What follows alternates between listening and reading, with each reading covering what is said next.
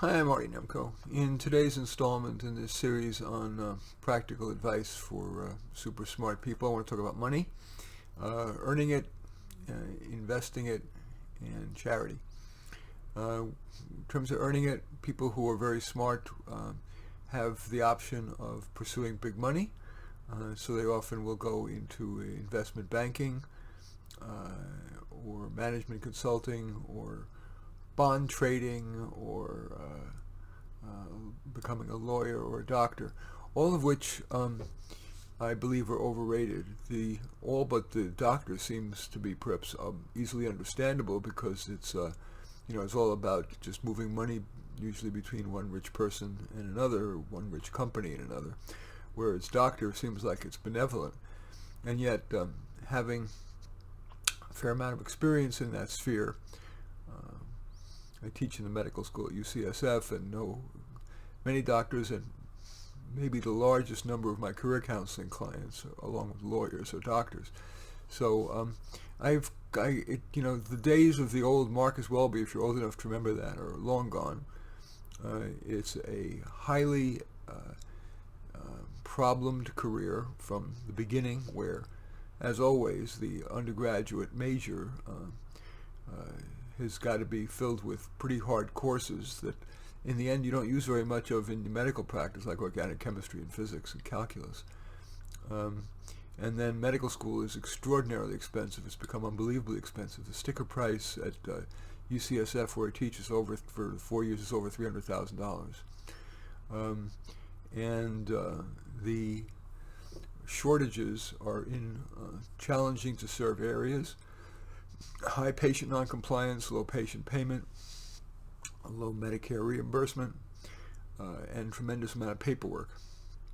There's a tremendous amount of burnout among doctors, drug abuse, and quitting the profession as early as possible, uh, in part because of anticipation of single-payer health care, which will reduce further um, physician pay, as well as um, increase the number of difficult patients that they will have to work with, the currently minimally insured.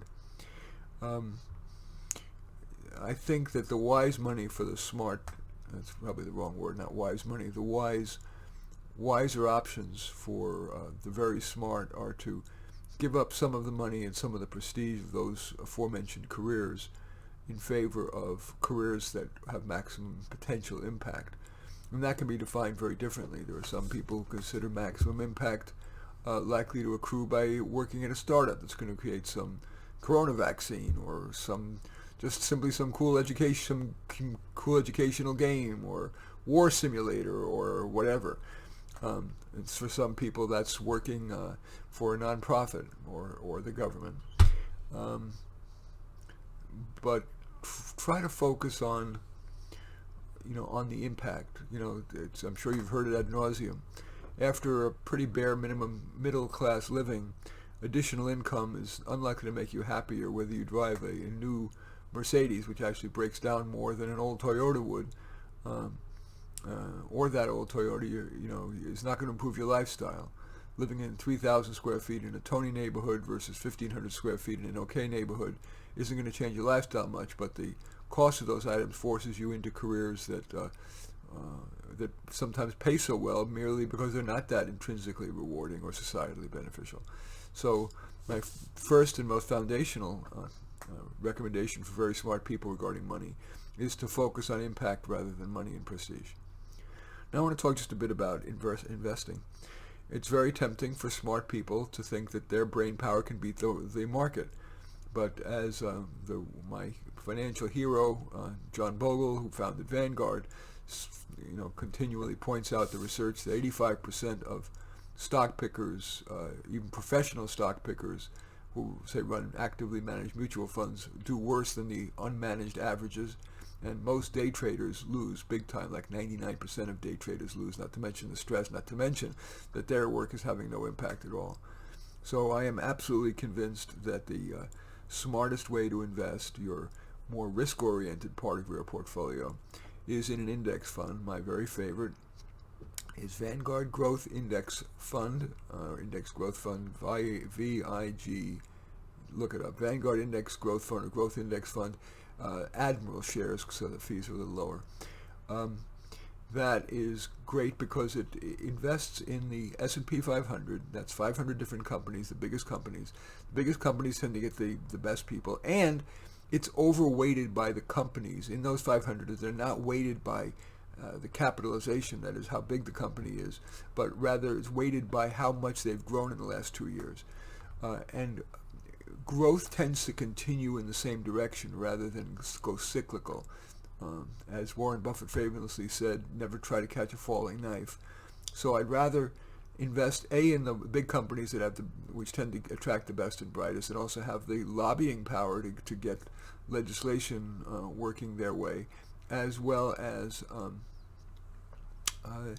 the ones that are growing, because they're the collective wisdom of the market is saying when their stock price, what I mean by growing is their stock price keeps going up, that if their stock price has been going up over the last year or two, the collective wisdom of the market says that it is worth ever more money, and that usually I'm not going to bet against that collective wisdom.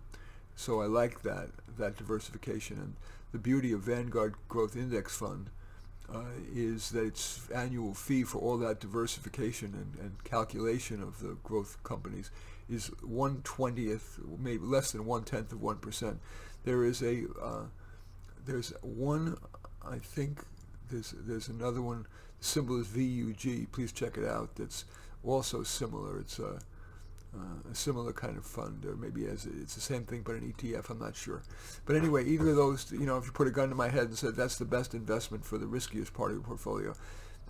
My second favorite is in these very uncertain times where governments are taking on just unprecedented amounts of debt and therefore creating existential threat to their ability to pay it back. I'm in favor of my conservative part of my investment being in the top-rated bank CDs that are federally insured. And I would go to Bankrate.com. My guess is look at the 2 or 3 year time frame and get the best interest you can. Right now that's almost 2%. And a 2% absolute guaranteed in these very uncertain times is certainly, I think, a worthy place to put your less risk-oriented money. That's all I want to say about investing. Yeah, don't try to let your super intelligence think that no matter how smart you are to beat the collective wisdom of the market, which is what the price, if a price of a stock is $10 on a given day, that means that all the insiders and all the money, everybody believes that the true value of that stock is $10. Of course it can be off, but day in and day out, you're going to do better off betting with what the collective wisdom of the market says, and that's what you get when you get an index fund. Whether it be an ETF index fund, that is what you could trade during the day, or a mutual fund, which you get the share price at the end of each day, where you can buy or sell it at the share price at the end of that day. I know that for some of you this may not be crystal clear, but if you have even a modicum of investment background, you should be able to understand what I said, and if not, you might just want to take some notes and share it. Give Vanguard a call. Their their representatives are not on commission, and so they will answer your questions if you come to them asking for an explanation of this, and of course an adaptation of it to your circumstance. They will do so, and of course that not that Vanguard is the only investment, although I think they are the one good guys that clearly have the lowest fees, and they're the largest investment company in the world. They're not going out of business. But if you feel more comfortable speaking to an independent financial advisor, you're going to be paying them quite a bit more, and they do have more of an incentive very often to have you invest in riskier, in high fee funds, because they make money either based on that or charging you 0.75% a year of your assets. So I'm not a huge fan of financial planners, but many people do think they're worthwhile. Anyway, that's all I want to say about the Very Smart Person's Guide to Investing. Now I want to talk finally about charity. No matter how smart we are, and I don't mean we, how smart you are, our hearts tend to want to reach out to those who have the deepest deficit, who are struggling the most. But if we really care not so much about virtue signaling or just following our heart, but trying to make the biggest difference, the wisest thing we can normally do is to invest not those with the greatest deficit, but those with the greatest potential to profit. And I want to give two examples of that, some counterexamples. For example, we could invest, as Bill Gates has in his Gates Foundation, in immunizing kids in Africa. And yes, of course, that will save lives. But in terms of the ripple effect, I believe that money would be better spent. For example, currently, intellectually gifted kids are being ignored. And while, yes, the children of the rich who are intellectually gifted, the parents will find a way to get their kids' needs met. But in working class schools, I'm not talking about the poor, because they'll be set by such a constellation that the money may not be best invested there. But in a working class, blue collar school district, where there are no programs for the gifted, but there are still some quite gifted kids, providing after school programs, mentorships, etc., for those kids, counseling, can really make a huge difference, because that's the pool of people who potentially could be curing our diseases, being our wise leader, building better bridges, solving climate change, whatever. There's, I think, an example of where these are not the most deficited people, these kids, these gifted kids in blue-collar schools, but they have the greatest potential to profit and, in turn, to contribute to society. The other example is, it's well acknowledged, at least privately, by scientists, and not just privately, it's well acknowledged by scientists, but not by the media, that intelligence is A, at least half genetic, and B, it is a prerequisite to most success in life, especially in our information society. So I have donated money, and I actually have funded an annual prize for the best doctoral dissertation studying the biological basis of higher order reasoning, of intelligence. Because if we could eventually have an intelligence quote-unquote pill, so that parents can ensure that their children get born without a genetic 1 or 2 strikes against them in the intellectual capacity department, we will do more good to close the achievement gap and reduce crime and drug abuse, because when you have little efficacy in the world, and low IQ does really increase the chances of having low efficacy, you're more likely to turn to crime, risky behaviors like drug abuse, etc. So my funding that prize, and in my will I've listed the Society for Neuroscience, which is the organization that studies the things like the biological basis of higher order reasoning, of intelligence. I think I will do more good than if I, for example, focused on teaching literacy, or even, while I love my doggy, then even, those commercials that pull on your heartstrings about the poor doggies that are in cages or abused or whatever. I feel terrible about them, but if I really care about making a difference, I'd be wiser to invest in the causes that are most likely to generate the greatest benefit to humankind. And that's, especially, this series is about very bright people. You're more likely to have more discretionary income.